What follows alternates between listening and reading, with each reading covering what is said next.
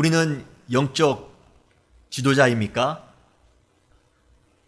모세나 다윗이나 베드로나 바울같이 유명한 사람이나 영적 지도자지, 우리 같은 사람이 어떻게 영적 지도자일 수 있을까? 아직도 의문이 드시나요?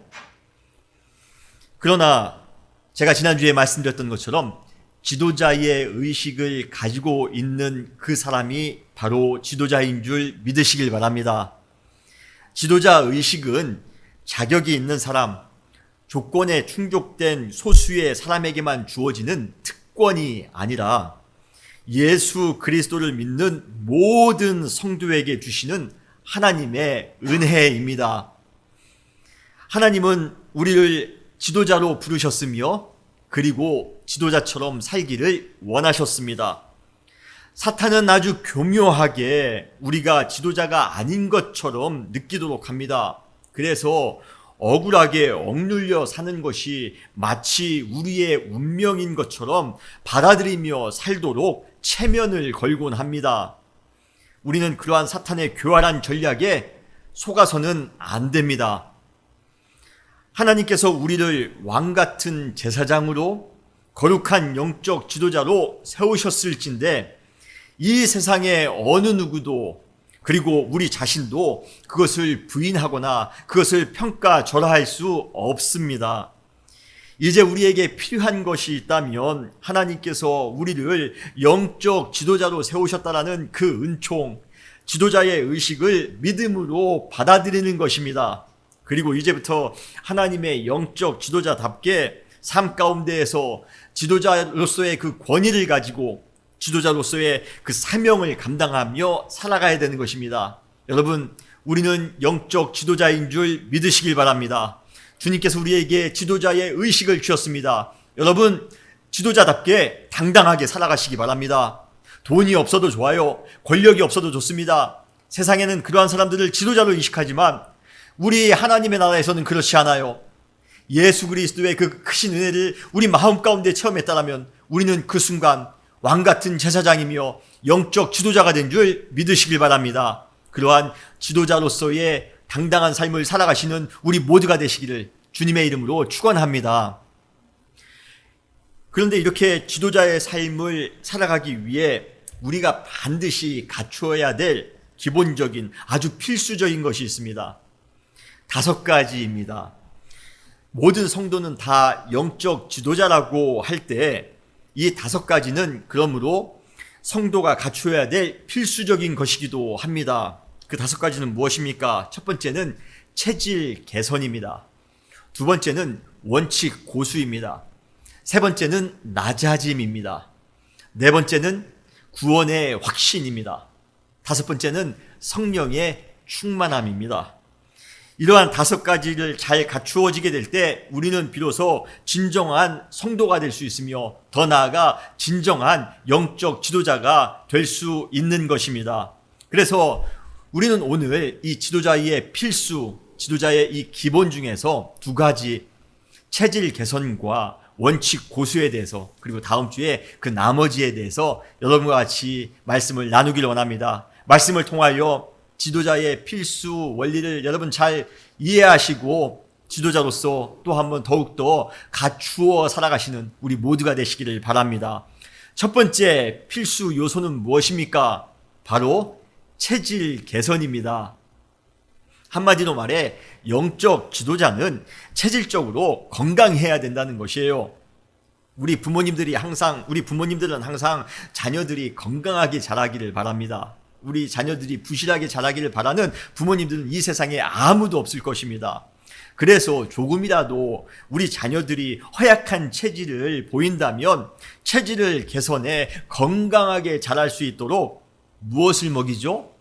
보약을 구입해서 먹입니다. 저희 어머니도 지금 영상을 통해서 제 설교를 듣고 계시는데 항상 제 얼굴을 보고 조금이라도 살이 빠진 것 같으면 보약 한 첩 쥐어서 보내줄까라고 저에게 말씀하십니다. 어른들은 다 그런 말씀을 하세요. 왜요? 건강하게 자녀가 자라기를 원하기 때문에 그렇습니다. 요즘 아이와 날씨가 예전보다 참 많이 덥습니다. 이렇게 더우면 아무래도 기력이 약해지기 쉽습니다. 그래서 우리는 여름철에 기력을 보충하기 위해 여름철 보양양식을, 음식을 먹을 때가 있습니다. 이렇게 영양을 보충하거나 기력을 회복함으로써 우리의 체질이 개선될 때 우리는 비로소 업무나 학업을 원활하게 수행할 수 있는 것입니다. 그러한 건강을 우리가 가지고 살아갈 수 있게 되는 것이에요. 지도자는 무언가 맡겨진 일을 감당하거나 책임지는 사람입니다. 그렇다고 할 때 제일 필요한 것은 체질 개선을 통해 영적 건강을 항상 유지하는 것입니다. 특별히 우리가 하나님의 영적 지도자일진데 과연 우리는 영적으로 건강한 상태인지 항상 점검할 필요가 있습니다. 여러분, 영적으로 지금 건강하십니까? 영적으로 건강하지 못한 사람은 개인적으로도 큰 불행이지만 신앙의 공동체에도 큰 피해를 줄 수 있습니다. 만약 자신의 영적 건강에 이상이 지금 발견됐다면 우리는 곧바로 체질 개선을 통해 회복을 하셔야 됩니다. 그런데 영적 체질 개선은 자세히 보면 육체의 체질 개선과 그 과정에 있어서 참 유사합니다. 비슷합니다. 먼저 정확하게 우리의 영적인 상태를 진단하는 그것이 참 중요하죠. 그리고 그 진단 결과에 따라 우리가 가지고 있는 영적 문제가 무엇인지를 올바로 인식하고 처방할 때 우리는 지도자로서 건강하게 우리의 영적 체질을 개선할 수 있는 것입니다. 그래서 처음 중요한 것이 무엇입니까? 우리의 영적 상태를 진단하는 것입니다. 먼저 우리의 영적 상태, 영적인 그러한 체질을 진단해 볼 때 누구나 치료가 필요한 심각한 문제점을 가지고 있다는 사실을 우리는 정확하게 인식해야 합니다. 돈을 많이 가지고 있다고 해서 우리가 지금 건강하게 살고 있다고 해서 그래서 영적인 체질이 건강한 것이 아닙니다. 그냥 아무런 문제가 없는 것 같다고 해서 지금 나의 삶이 그냥 먹고 살만하다고 해서 그렇다고 해서 우리 영적인 체질에 문제가 지금 없다라고 여러분 생각하시면 안 됩니다.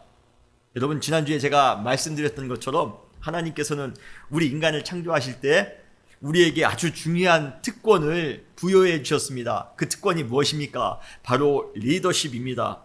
우리는 이 리더십을 가지고 에덴에 있는 하나님께서 창조하신 모든 만물을 지혜와 사랑으로 섬김으로써 그 에덴을 평화의 공동체로 계속 유지해 나가야 될 책임이 있었습니다. 이것이 바로 창조 때 하나님께서 우리 인간을 하나님의 형상으로 만드신 이유이기도 합니다. 사실 우리는 그때 에덴에서 가장 건강한 영적 체질을 유지하며 살 수 있었습니다. 그런데 우리 인간은 곧바로 아주 심각한 문제를 일으키고 말았습니다. 그것이 뭐죠? 바로 죄를 지은 것이었어요. 우리가 죄를 지었다는 것입니다. 인간이 죄를 지은 이후 우리 안에 있던 그 하나님의 형상은 심각하게 파괴되었으며 하나님께서 주신 그 리더십에도 아주 심각한 문제가 생기기 시작했습니다. 죄 지은 인간은 리더십을 자기의 이익과 자기의 목적을 이루기 위한 조잡한 수단으로 악용하더라는 것이에요. 리더십을 가지고 사람을 억압합니다. 자기의 힘을 은근히 과시합니다. 힘없는 사람, 사회적 약자를 무시합니다. 자기의 이익과 편리를 위해서라면 불의와 부정도 서슴지 않았습니다. 파벌을 만들어 분열을 조장합니다. 사람들에게 뿐만 아니라 자연을 파괴했습니다. 이러다 보니 우리는 리더십에 대한 개념에 있어서 본래의 의미인 섬김보다는 왜곡된 의미인 통제의 그 의미에 더욱더 우리는 익숙해졌습니다. 야, 리더십을 가지고 있으면 누군가를 통제할 수 있고 누군가를 억압할 수 있는 거구나. 그래서 나에게 유익을 가질 수 있는 거구나. 그렇게 생각하더라는 것입니다. 결국 우리가 영적 지도자로서 제 역할을 하지 못하도록 만드는 심각한 영적 질병이 바로 죄라는 것입니다. 우리의 영적 체질이 병약해진 근본적인 이유는 바로 우리 안에 독버섯처럼 자라나고 있는 죄 때문에 그렇습니다. 죄가 우리에게 계속 남아있는 한 우리는 결코 하나님께서 의도하셨던 하나님의 형상으로서의 리더가 될 수 없습니다. 죄 때문에 나보다 더 잘 나가는 사람을 미워합니다. 죄 때문에 나보다 약한 사람을 무시합니다. 그 죄 때문에 불의와 불법에 쉽게 타협합니다. 이렇게 죄로 인해 우리의 영적 체질이 허약해져 있으니 우리가 어떻게 이 시대를 이끌어갈 수 있으며 우리가 어떻게 이 지역을 변화시킬 수 있겠습니까? 우리 안에 지금 죄로 가득 차 있는데요. 우리의 영적 체질에 지금 문제가 생겼는데요. 그러므로 우리가 진정한 하나님의 영적 지도자가 되기를 원한다면 지금 가장 시급한 것은 우리의 영적 체질이 죄로 인해 심각하게 병들어 있다는 사실을 정확하게 깨닫는 것입니다. 정확하게 우리의 상태를 파악하는 것입니다. 그때 비로소 우리는 우리의 영적 체질을 치명적으로 약화시키는 그 죄악을 단호하게 제거하고 건강한 체질로 개선하기 위해 노력할 것입니다. 여러분은 죄인입니까? 여러분 안에 심각하게 우리 안에는 그 고유의 하나님의 형상을 파괴하고 있는 것은 무엇입니까? 여러분, 우리가 가지고 있는 그러한 섬김의 리더십을 방해하는 가장 심각한 그러한 것은 무엇입니까? 영적 질병은 무엇입니까? 사랑하는 성도 여러분, 우리의 영적 건강을 가장 위협하는 심각한 문제가 죄라는 사실을 깨닫는 우리 모두가 되시기를 주님의 이름으로 축원합니다. 사탄은 그러한 사실을 우리가 인식하지 못하도록 하기 위해 얼마나 비열한 방법으로 우리의 상태를 속이는지 모릅니다. 그래서 어느 순간 우리가 우리 잘난 맛에 살아갑니다. 하나님이 우리 가운데 주신 은혜를 기억하지 못하며 죄 가운데 살아갈 때가 많이 있습니다. 세상 사람들 중에는 누가 우리를 죄인이라고 하는가? 우리가 어떻게 죄인인가? 그렇게 주장하는 사람들도, 아주 핏대를 세워가며 주장하는 사람들도 많이 있습니다. 그러나 여러분, 속지 마세요. 여러분, 동조하지 마세요. 우리 안에 지금 있는 가장 심각한 문제는 죄에 대한 문제입니다. 하나님 앞에서 우리의 솔직한 영혼의 상태를 깨닫고 인정하는 것, 우리가 죄인임을 인정하는 것, 여러분, 그것은 은혜이며 또한 기적이며 또 한 번 기회입니다. 여러분 믿으십니까? 영적 체질은 우리가 죄인이라는 것을 깨닫는 것에서부터 시작합니다. 하나님 앞에서 오늘 우리의 영적인 상태를 올바르게 발견할 수 있는 우리 모두가 되시기를 주님의 이름으로 축원합니다. 우리는 죄인입니다. 우리가 그 사실을 부인하려 한다 할지라도, 그 사실을 듣기 싫어한다 할지라도, 그래도 우리는 죄인입니다. 그렇다면 죄로 인해 허약해질 대로 허약해진 우리의 영적 체질을 근본적으로 개선할 수 있는 최선의 처방책은 무엇입니까? 다행히 최선이면서 동시에 유일한 처방책이 있습니다. 그것은 바로 예수 그리스도에 대한 믿음을 가지고 살아가는 것입니다. 여러분 믿으십니까? 아무도 안 믿으세요? 여러분 믿으십니까? 우리가 죄인이라는 사실 때문에 너무 충격받으셨나요? 예. 우리의 영적인 체질을 근본적으로 고쳐줄 수 있는 처방전은 예수 그리스도에 대한 믿음밖에 없음을 여러분 믿으시길 바랍니다. 솔직히 우리 인간을 근원적으로 괴롭히고 있는 죄의 문제가 예수님을 믿는 것, 그러한 믿음으로 해결될 수 있다는 사실이 이성을 가진 아주 합리적인 생각을 하는 우리 인간에게 있어서는 매우 이해하기 힘든 사실일 수 있습니다. 어떻게 그것이 가능한가? 내가 우리의 죄의 문제를 해결하기 위하여, 우리의 영적인 답답함을 해결하기 위하여 내가 삶 가운데서 참 여러 가지 노력을 많이 해봤는데도 불구하고 그것이 내 안에 진정한 자유를 주지 않았건만, 세상의 어떠한 것을 통해서도 내 안의 죄의 문제를 해결할 수 없었건만, 어떻게 2000년 전에 돌아가신 예수 그리스도에 대한 믿음으로 말미암아 우리의 죄의 문제가 해결될 수 있단 말인가? 여러분, 참 이해하기 힘든 사실입니다만 그래도 하나님께서 우리에게 예수 그리스도를 보내주시고 그분의 십자가의 은총으로 말미암아 우리가 그분을 믿고 또 한 번 죄로부터 구원받는 그러한 은혜가 우리 가운데 넘쳐남을 여러분 믿으시길 바랍니다. 죄로 인해 파괴되었던 하나님의 형상으로서의 리더십은 오직 예수 그리스도에 대한 믿음만으로 창조 본래의 그러한 모습으로 회복될 수 있음을 여러분 믿으시기 바라요. 그래서 고린도후서 5장 17절에서 바울은 그 회복을 이렇게 선언하고 있습니다. 오늘 우리가 읽은 본문이죠. 고린도후서 5장 17절에 그런즉 누구든지 그리스도 안에 있으면 새로운 피조물이라 이전 것은 지나갔으니 보라 새 것이 되었도다. 이제 우리는 그리스도 안에서 새로운 피조물 하나님의 본래의 형상으로 변화되었습니다. 죄로 인해 오염되었던 이전의 그 하나님의 형상, 이전의 우리의 리더십, 이러한 모든 것들은 다 지나갔습니다. 보라 새 것이 되었도다. 옛것은 지나가고 이제 우리 안에 예수 그리스도 안에서 새로운 사람으로 새로운 영적 지도자로서 우리가 세워진 것입니다. 여러분, 그러한 사실 여러분 믿으시며 주 안에서 예수 그리스도 안에서 주님 우리는 새로운 피조물이 되었습니다. 새로운 하나님의 창조물이 되었습니다. 하나님의 형상, 하나님의 리더십을 회복하게 되었습니다. 그러한 믿음으로 살아가시는 우리 모두가 되시기를 주님의 이름으로 축원합니다.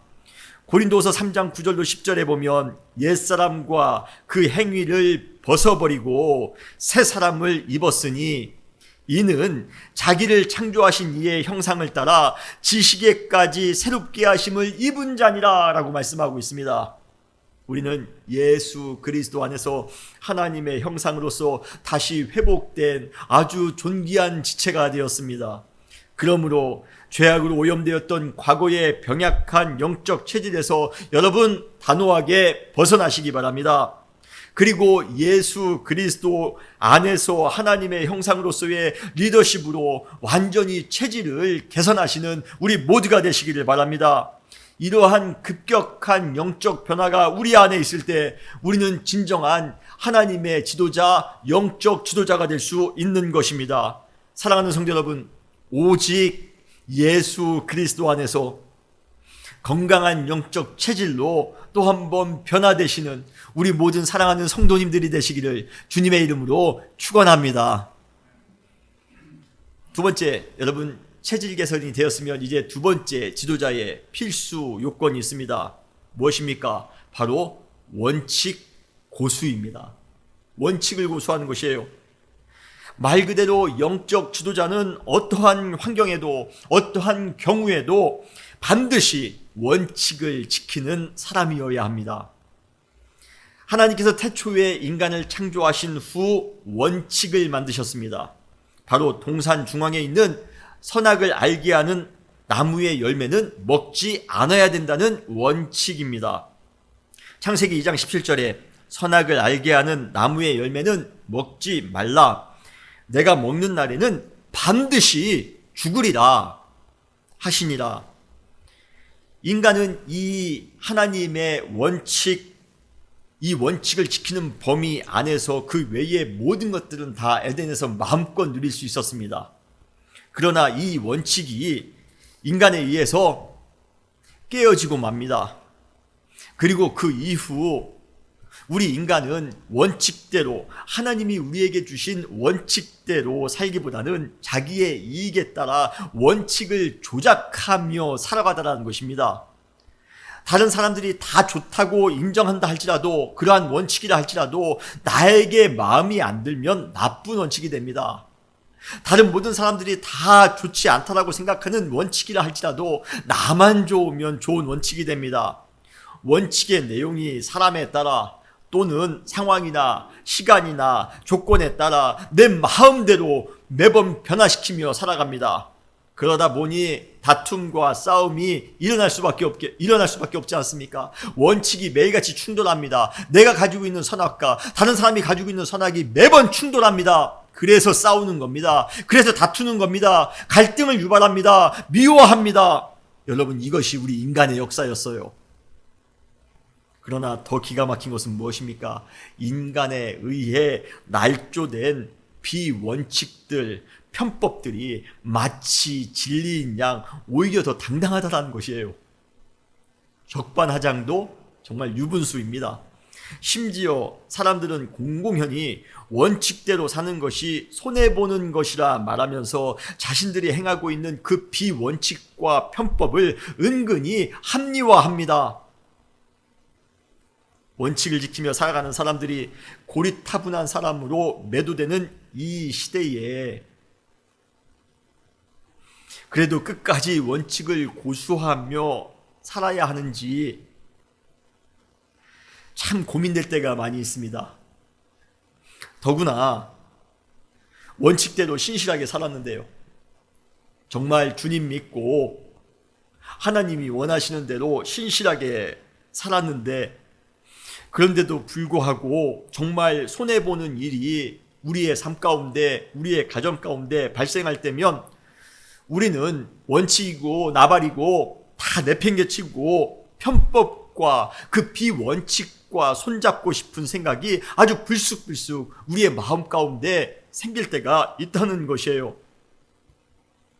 그러나 원칙이 깨어진 이 너저분한 시대에, 아주 어그러진 시대를 우리가 살아간다 할지라도 우리가 하나님의 영적 지도자라면 무너진 원칙을 새롭게 세우는 작업을 위해 우리의 인생을 걸고 헌신해야 되지 않을까요? 세상이 다 그렇게 산다고 해서, 세상이 다 편법으로, 세상이 다 비원칙으로 산다고 해서 우리도 그렇게 살아서야 되겠느냐는 말입니다. 하나님은 원칙을 만드신 분이십니다. 그렇다면 왜 하나님께서는 원칙을 만들어서 우리에게 주셨냐 하는 것입니다. 가장 상식적인 이유는 창조의 질서를 아름답게 유지하기 위해서입니다. 삼라만상이 흩뿌리듯 아무렇게나 있는 듯하지만 그 내면을 자세히 들여다보면 시계 톱니바퀴처럼 원칙에 맞춰 아주 정확하게 모든 것들이 움직이고 있다는 것입니다. 여러분, 수많은 별들이 지나가는 그 길을 보시기 바랍니다. 요즘 제가 천문학에 많은 관심을 갖고 있어 천문학 서적을 요즘 많이 읽고 있습니다. 너무 신비합니다. 저 많은 별들이, 저 우주가 어떻게 충돌 하나 하지 않고 저렇게 일정하게 움직일 수 있는 것일까? 그리고 동식물들이 자라나는 그 과정들, 그리고 조그만한 원자나 분자의 구성이나 움직임 모두에 다 일정한 원칙이 있습니다. 만약 이러한 원칙이 하나대로 깨어지는 순간 우리 자연계에는 엄청난 재앙이 야기될 것입니다. 굳이 거창한 자연은 아니라 할지라도, 우주 정도는 아니라 할지라도 인간의 소소한 삶 속에서도 우리는 얼마든지 원칙의 중요성을 찾을 수가 있습니다. 교통신호를 지키지 않는다면 교통 질서가, 법을 지키지 않는다면 법 질서가, 서로 간의 도덕을 지키지 않는다면 도덕 질서가 무너지게 될 것입니다. 가정의 질서가 무너지는 이유는 무엇입니까? 가정에서 지켜야 될 원칙이 무시되었기 때문에 그렇습니다. 교회가 왜 무너집니까? 왜 교회에 어려운 일이 생깁니까? 서로 분열합니까? 그 이유는 교회 안에서 지켜야 될 그러한 영적 원칙이 무너졌기 때문에 그렇습니다. 이처럼 원칙은 공동체를 유지하도록 하는 아주 핵심 역할을 합니다. 그런데 하나님께서 원칙을 만드신 더 중요한 이유가 있습니다. 자연의 질서를 위해서도 하나님께서 원칙을 만드셨지만 그것보다 더 중요한 이유가 있습니다. 바로 하나님께서 우리에게 주신 그 원칙을 지키도록 하심으로써 하나님과의 관계를 온전히 유지할 수 있도록 하기 위해서입니다. 하나님과 온전히 교제할 수 있도록 하나님께서는 우리에게 원칙을 주셨고 그리고 원칙을 지키도록 하셨다는 것이에요. 우리는 가끔 하나님께 푸념하는 경우도 있습니다. 왜 하나님께서는 불편하게 우리에게 원칙을 만들어서 주셨던가? 원칙을 만드시지 않고 그냥 우리 마음대로 살 수 있도록 했다면 얼마나 편했을까?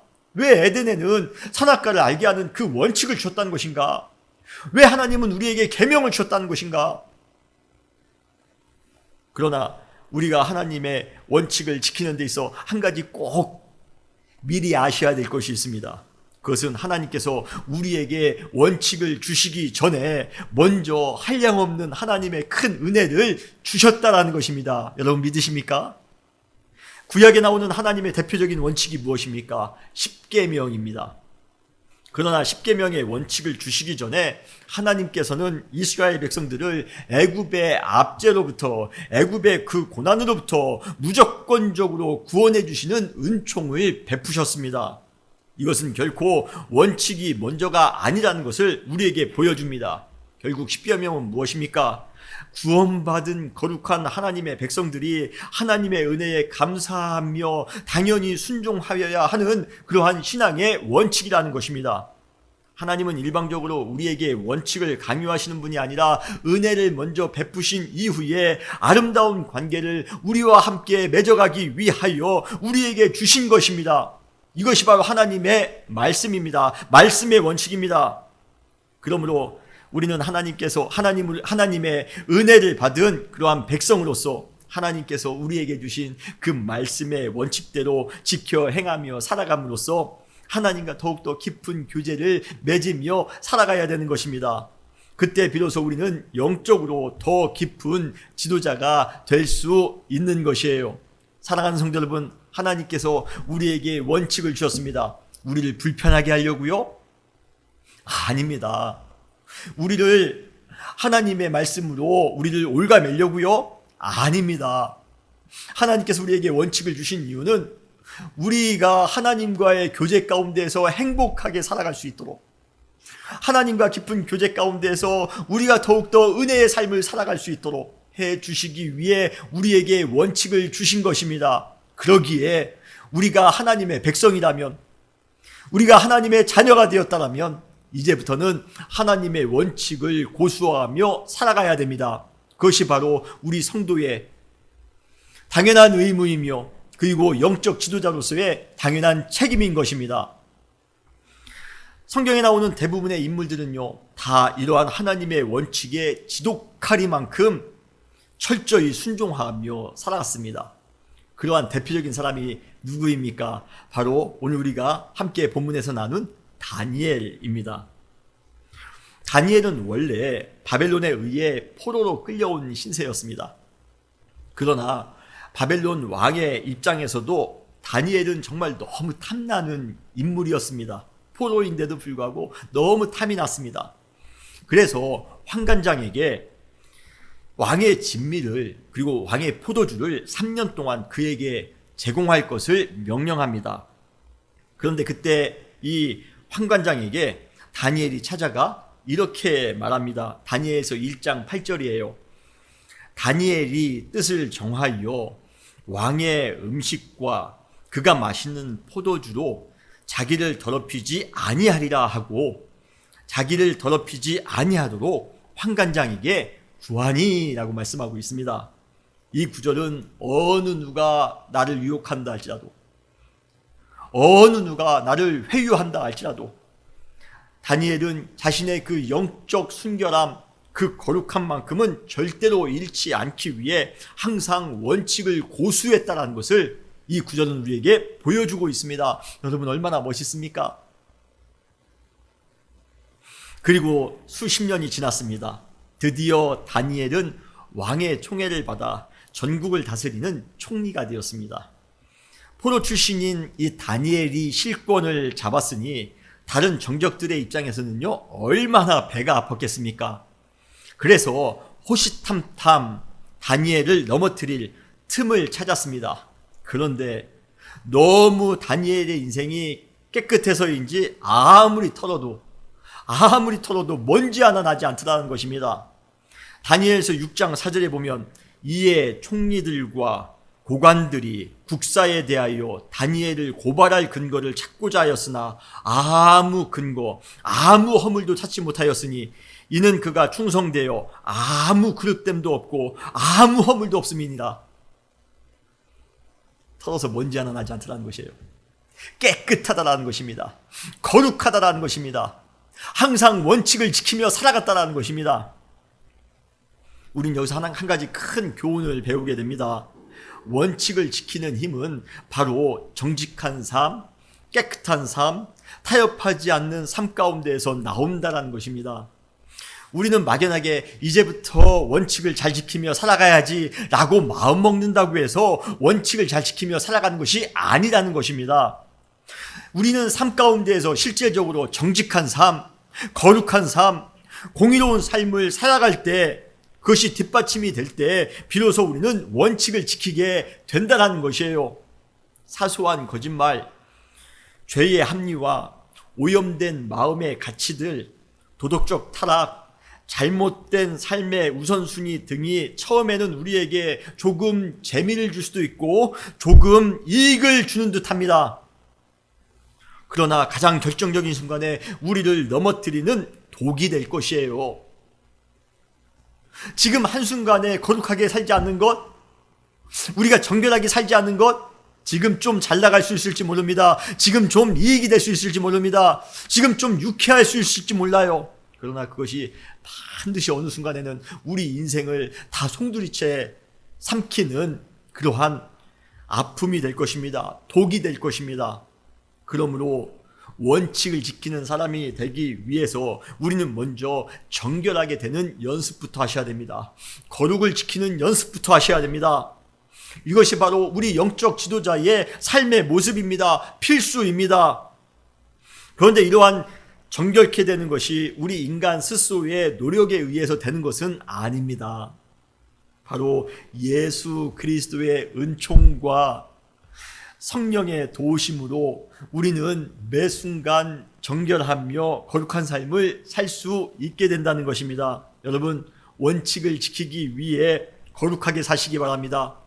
원칙을 지키기 위해 타협하지 마시고 정결한 삶을 살아가시기 바랍니다. 나의 힘으로 할 수 없기에 예수 그리스도의 은총 안에서 주어지는 성령의 도우심으로 우리는 또 한 번 정결케 되는 삶, 거룩한 삶을 살아가심으로 또 한 번 원칙에 능한 우리 모두가 되시기를 주님의 이름으로 축원합니다.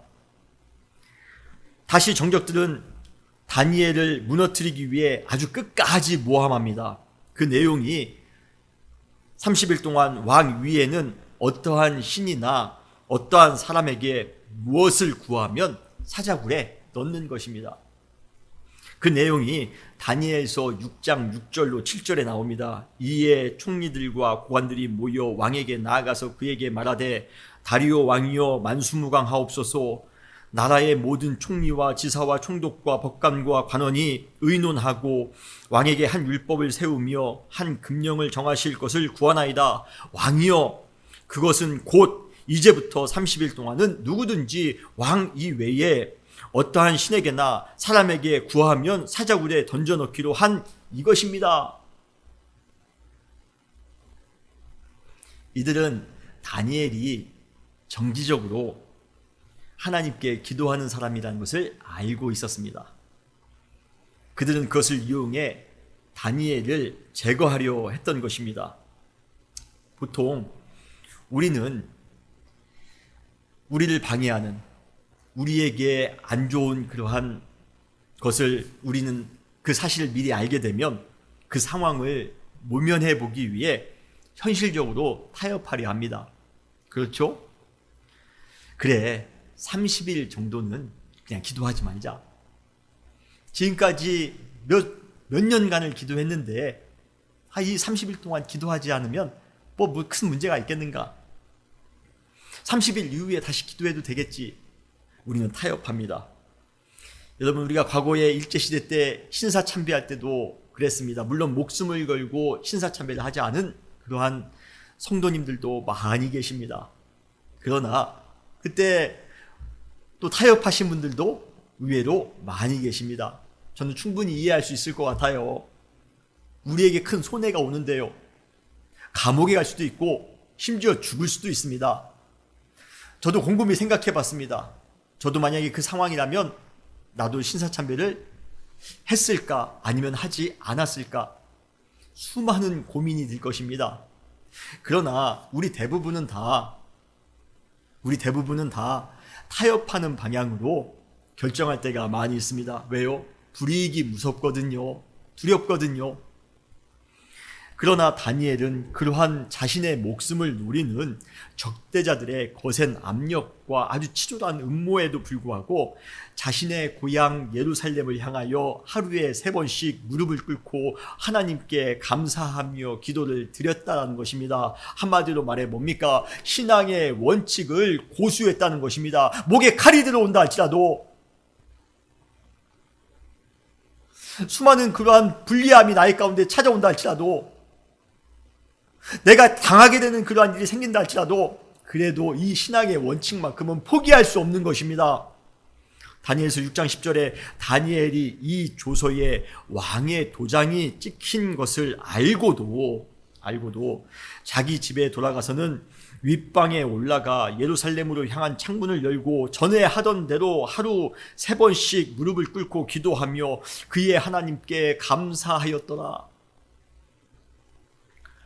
참 다니엘의 대단함을 느낍니다. 우리 같으면 불리한 결과를 충분히 예측할 수 있는 그러한 상황에서 그러한 원칙을 계속해서 지킬 수 있을까? 참 생각하게 됩니다.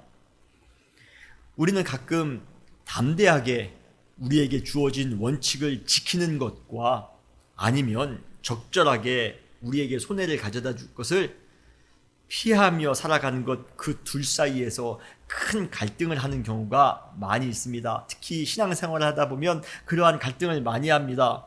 신앙의 원칙을 지키다 보면 이러한 갈등이 아주 빈번해요.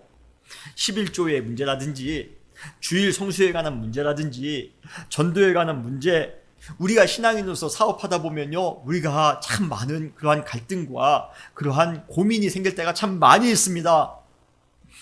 이러한 갈등 속에서도 신앙의 원칙을 지켜나가는 것 참 쉽지 않습니다. 대부분 아마 타협하거나 심지어 신앙의 원칙을 은근슬쩍 포기하는 경우도 많이 있을 것이에요. 그렇다면 우리가 손해나 핍박을 받으면서까지 원칙을 고수하며 살아가야 되는 이유는 무엇입니까? 당연히 불리한 일이 우리 가운데 생길 텐데요. 당연히 우리에게 손해볼 일이 생길 텐데요. 그럼에도 불구하고 그 원칙, 신앙의 원칙을 지키며 살아가는 이유는 도대체 무엇이란 말입니까? 바로 원칙을 지키는 것이 궁극적으로는 승리하는 것이기 때문에 그렇습니다. 여러분 믿으십니까? 다니엘 역시 죽음을 각오하면서까지 원칙을 지키려 했던 이유가 있습니다. 바로 신앙의 원칙을 잘 지켜간다면 언젠가 반드시 승리할 것이다라는 믿음이 있었기 때문에 그렇습니다. 그에게는 그러한 확신이 있었습니다. 실질적으로 하나님께서는 다니엘을 사자굴 속에서조차 구원해 주심으로써 승리하게 하셨습니다. 다니엘서 6장 23절에 보면 왕이 심히 기뻐서 명하여 다니엘을 굴에서 올리라 하매 그들이 다니엘을 굴에서 올린즉 그의 몸이 조금도 상하지 아니하였으니 이는 그가 자기의 하나님을 믿었음이더라.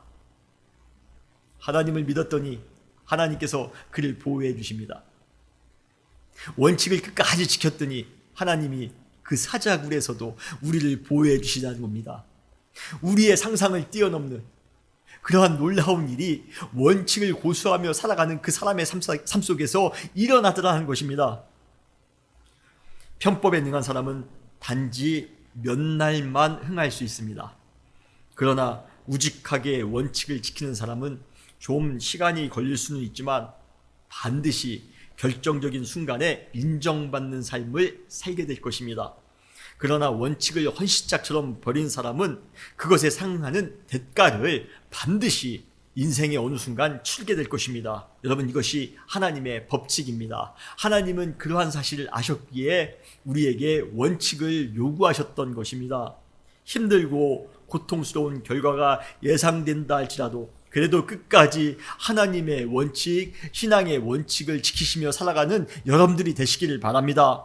그리고 사회 공동체를 공정하고 정의롭게 만들 수 있도록 우리 가운데 주어지는 도덕적인 원칙도 잘 지키며 살아가시기를 바랍니다. 신앙의 원칙을 잘 지키며 살아가는 그 사람에게 하나님께서는 반드시 승리로 보답해 주실 것입니다.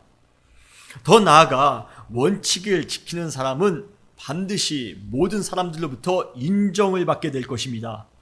다리오의 조서의 내용에 보면 다니엘서 6장 26절로 27절에 나옵니다. 이에 내가 이제 조서를 내리노라. 내 나라의 관할 아래에 있는 사람들은 다 다니엘의 하나님 앞에서 떨며 무서워할지니 그는 살아계시는 하나님이시요 영원히 변하지 않으실 이시며 그의 나라는 멸망하지 아니할 것이요 그의 권세는 무궁할 것이며 그는 구원도 하시고 건져내기도 하시며 하늘에서든지 땅에서든지 이적과 기적을 행하시는 이로써 다니엘을 구원하여 사자의 입에서 벗어나게 하셨음이니라 라고 말씀하고 있습니다. 여러분, 영적 지도자는 모든 사람들에게 모범이 되어야 합니다. 교회에서 우리 성도님들에게 뿐만 아니라 믿지 않는 이웃들, 우리 지역에 살고 있는 모든 사람들에게 모범이 되는 삶을 살아가야 돼요. 모범이 되는 사람은요, 바로 원칙을 지키는 사람입니다. 하나님께서 원칙을 지키는 사람을 반드시 모든 사람들이 인정할 수 있도록 아주 높이 세워주실 것입니다. 하나님께서 주신 말씀의 원칙, 신앙의 원칙이 있습니다. 거룩과 성결의 원칙이 있습니다. 공의와 정직의 원칙이 있습니다. 만약 이러한 원칙을 잘 지키며 살아가는데도 우리의 삶 가운데 손해가 왔습니까? 그렇다면요, 그것은 우리의 잘못이 아닙니다. 이 세상이 지금 더 비정상이라는 것을 증명할 뿐입니다. 그러므로 지금 우리 시대가 원칙을 고수하는 것에 무디어져 있다면 우리는 영적인 오기를 가지고 더욱더 기꺼이 손해를 감수하면서라도 원칙을 지키며 살아가기 위해 노력해야 됩니다. 그때 하나님께서는 우리를 반드시 수많은 사람들 앞에서 세워주실 것입니다. 여러분의 가정을 세워주실 것이고 우리의 교회를 세워주실 것입니다. 그리고 우리를 통해 하나님의 영광이 드러나게 될 것이에요. 이 다리오 왕이 이 조서를 통해서 다니엘 안에 있는 하나님을 얼마나 찬양합니까? 여러분, 우리를 통하여 원칙을 지키는 우리를 통하여 하나님께서 영광 받으심을 여러분 믿으시길 바랍니다. 하나님께서 영광 받으실진데 하나님께서 그 사람을 얼마나 사랑하시겠습니까? 그 사람을 마음껏 높여줄 것입니다. 우리가 아무리 돈이 있고 우리가 아무리 권력이 있다고 해도 우리가 올라갈 수 있는 한계가 있습니다. 세상 사람들로부터 인정받을 수 있는 한계가 있습니다. 여러분, 정치인들 보세요. 대통령이라고 해도 지금 모든 사람들에게 인정받는 것 아닙니다. 그러나 우리가 하나님께서 주신 그 하나님의 원칙을 우리가 지키며 살아갈 때 하나님께서는 우리를 모든 사람 앞에서 세워주실 것입니다. 인정케 해주실 것입니다. 우리 안에 있는 하나님이 수많은 사람들 앞에 선포되어지게 될 것입니다. 여러분, 하나님의 살아계심을, 하나님의 능력 있으심을 증명하며 살아가시는 우리 모두가 되시길 바랍니다. 어떻게 증명합니까? 바로 하나님의 원칙을 우리의 삶 가운데 고수함으로 거룩의 원칙, 정직의 원칙, 공의의 원칙, 믿음의 원칙, 여러분, 주님께서 우리에게 주신 원칙이 있습니다. 그 원칙을 고수하시기 바라요. 우리가 영적 지도자라면 하나님께서 우리에게 주시는 그러한 원칙을 고수하며 살아가야 됩니다. 그때 우리의 삶 가운데 승리가 넘치게 될 것이에요. 그때 수많은 사람들이 우리를 인정하게 될 것입니다. 하나님이 우리를 높은 곳에 세워주실 것입니다. 저는 우리 사랑하는 모든 성도님들이 그러한 수많은 사람들로부터 인정받는, 그래서 하나님께 영광이 되는 그러한 성도님이 되셨으면 좋겠습니다. 그러한 영적 지도자가 되시는 우리 모든 사랑하는 성도님들이 되시기를 주님의 이름으로 축원합니다. 여러분, 이제 체질 개선하시기 바랍니다. 죄로서는 우리가 진정한 지도자가 될 수가 없습니다. 예수 그리스도의 믿음으로 우리의 죄의 문제가 해결되어야 됩니다. 영적 체질이 바뀌어져야 됩니다. 개선되어져야 됩니다. 주님께서 우리에게 주신 원칙을 고수하시기 바랍니다. 그때 우리는 승리할 수 있습니다. 그때 주님께서 우리를 높이 세워주십니다. 그러한 믿음을 가지고 지도자의 삶을 살아가시는 우리 모두가 되시기를 주님의 이름으로 축원합니다. 같이 기도하시겠습니다.